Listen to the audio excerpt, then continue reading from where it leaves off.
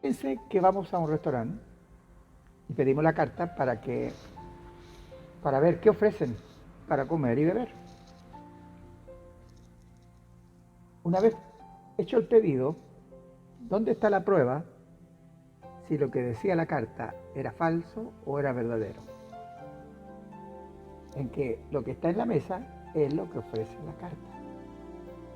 Entonces, las escrituras contienen lo que Dios ofrece. Pregunta, ¿qué ofrece Dios? Y la respuesta inmediata es a su Hijo Jesucristo. Esto lo vamos a ir desarrollando, que es la palabra de Dios. Ahora, ¿por qué Él es la palabra de Dios? En Juan 1, versículo 1, versículo 3 y versículo 14 dice, en el principio era el verbo, que significa la palabra, y el verbo o la palabra era con Dios. Y el verbo, la palabra, era Dios. Versículo 3, todas las cosas por Él fueron hechas, y sin Él nada de lo que ha sido hecho fue hecho. Versículo 14, y aquel verbo, o sea la palabra, fue hecho carne, y habitó entre nosotros, y vimos su gloria, gloria como la del unigénito del Padre, lleno de gracia y de verdad. Ahora, cuando los judíos veían las escrituras, ¿qué veían? Según lo dice el mismo Jesús en Juan 5:39, escudriñad las escrituras, se dirige a ellos, porque a vosotros os parece que en ellas tenéis la vida eterna, y ellas son las que dan testimonio de mí. ¿Qué veían los judíos cuando leían la palabra o las escrituras? Que por solo leer ya tenían vida eterna. ¿No es algo que a muchas personas también le pasa hoy? Ahora, ¿qué problema ve Jesús con eso? Que leían sin entender el propósito de las escrituras. ¿Quién abre las escrituras para que entendamos? ¿El pastor? ¿El sacerdote de la Iglesia Católica o un maestro? Miren lo que dice Lucas 24:27. Y comenzando desde Moisés y siguiendo por todos los profetas, les declaraba en todas las escrituras lo que de él decían. ¿Quién estaba abriendo las escrituras? Jesús, para declarar que lo que en las escrituras hablaban, lo decían de él hablaban. Jesús mismo revela su persona por medio de las escrituras. En el mismo Lucas 24:32 dice, y se decían unos a otros, estos eran los discípulos que iban camino a Emaús, y habían escuchado cómo Jesús le había revelado las escrituras. Dice uno al otro, ¿no ardía nuestro corazón en nosotros mientras nos hablaba en el camino y cuando nos abría las escrituras? Entonces, cuando vemos a Cristo en las escrituras, es la palabra quien nos habla. Cuando vemos a Cristo en las escrituras, porque ese era el propósito de Cristo, mostrar lo que las escrituras decían y de quién hablaban. Entonces, cuando vemos a Cristo en las escrituras, es la palabra que nos habla, porque Cristo es la palabra. Y lo que estos varones que escucharon a Cristo hablar, dijeron, mientras nos hablaba. Y también dice, y cuando abría las escrituras. Las escrituras no se abren cuando simplemente abrimos sus páginas para leer, sino cuando Cristo, por medio del Espíritu Santo, abre nuestro entendimiento, así lo dice en el 24:45 de Lucas. Entonces les abrió el entendimiento para que comprendiesen las Escrituras. Los escribas y fariseos se consideraban los doctores de la ley, los eruditos bíblicos de su época y nación. Podríamos decir entonces que ellos ignoraban las Escrituras. Sin embargo, la mera información para Cristo no significa entendimiento. En Mateo 22:29 dice, entonces respondiendo Jesús les dijo, erráis ignorando las Escrituras y el poder de Dios. ¿A qué poder se estaba refiriendo? El poder de las Escrituras no estaba en lo que leían, sino en lo que no les había sido revelado Cristo, el Verbo, la palabra de Dios. El poder del cual los primeros cristianos daban testimonio sin temor a equivocarse. Ellos no daban discursos homiléticos para convencer a sus oyentes. Ellos predicaban la palabra a Cristo, el Evangelio. Cristo es el Evangelio. Miren, ¿por qué digo esto? Porque el apóstol Pablo en una sinagoga testificaba de Cristo de la siguiente manera, Hechos 17:3, declarando y exponiendo por medio de las Escrituras que era necesario que el Cristo padeciese y resucitase de los muertos, y que Jesús, a quien yo, dice él, os anuncio, decía él, es el Cristo.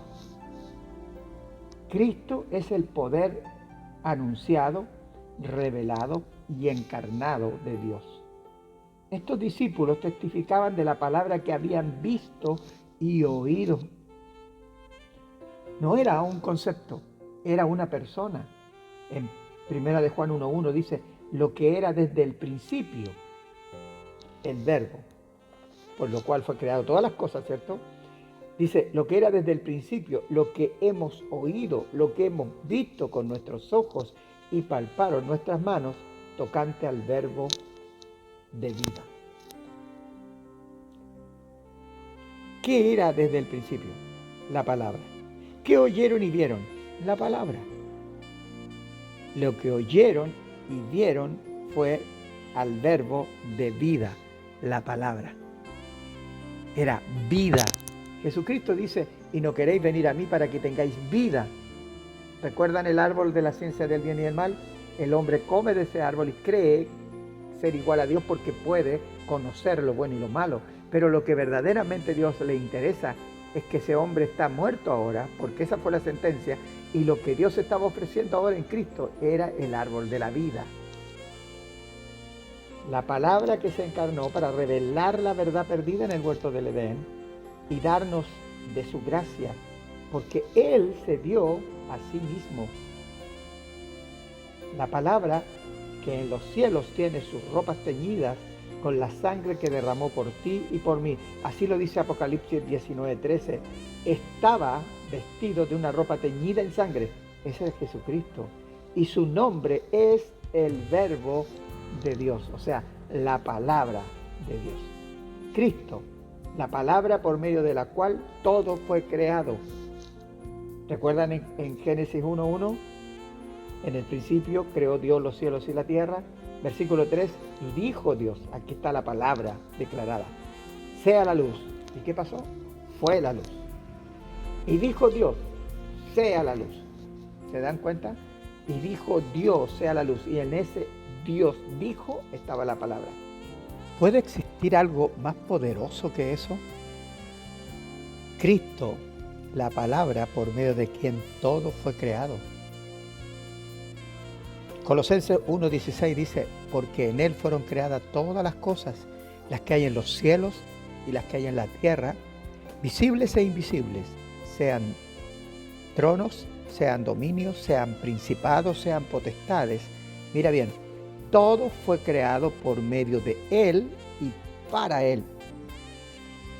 Si hoy, al leer las Escrituras, vemos a Cristo en ellas, estamos oyendo su voz por medio del Espíritu Santo, por medio de quien Cristo ha sido impartido en nuestros corazones. Piensa en esto. El Dios que creó los cielos y la tierra vive en ti y vive en mí.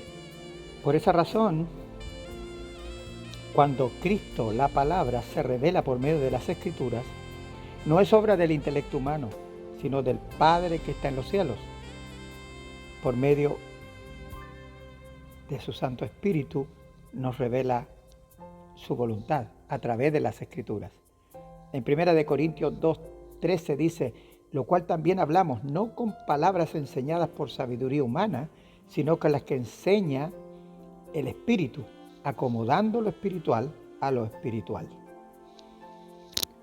Si tú eres espiritual es porque Cristo vive en ti. De lo contrario, estarías muerto espiritualmente. Porque Él te dio vida y solo Él puede dar vida. No es algo intelectual, no es conocimiento humano. Por eso que habla de humana sabiduría, porque la sabiduría que nosotros podamos tener es Cristo en nosotros. Él es la sabiduría. Entonces, cuando nosotros logramos entender algo en las Escrituras, es Dios hablando a nuestro corazón, dándonos de lo que tenemos ya, mostrándonos esa sabiduría que está en nosotros por Cristo. Cristo en nosotros es la esperanza de gloria en aquel que antes estaba muerto en su delito y pecado y ahora vive por la gracia de Dios. Entonces, impacta pensar que el tremendo poder que Él nos ha dado al venir Él mismo a nosotros, a través del Espíritu Santo. Qué equivocado hemos estado pensando que es un poder a nuestro servicio. No, la palabra dijo y se hizo el universo. ¿Hay algo imposible para Él? Nada. ¿Qué es lo que impide que Él pueda obrar para su gloria? Nosotros mismos.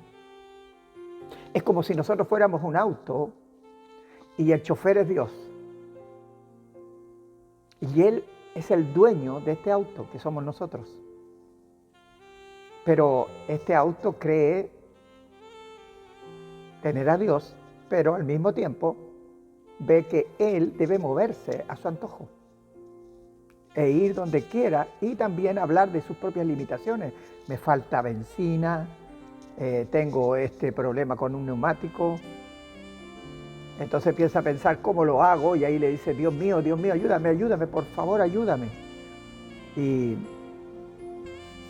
muchas veces pareciera que Dios no responde. Ahora, si dejamos que el chofer, que sería el dueño de este vehículo que somos nosotros, tomara el control absoluto, entonces veríamos la gloria de Dios. Entonces veríamos cómo Dios actúa independientemente de nuestra voluntad. Por eso es que Jesús siempre repitió, no se haga mi voluntad sino la tuya. Y así, Padre, como nosotros somos uno, que ellos en nosotros también sean uno, como nosotros sean uno. ¿Y qué significaba eso? La total dependencia que Cristo tuvo con el Padre, nosotros la tengamos con Él.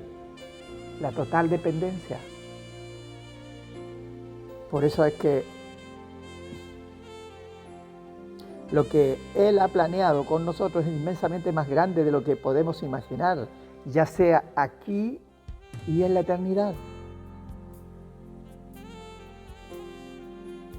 Por eso cuando leemos la palabra,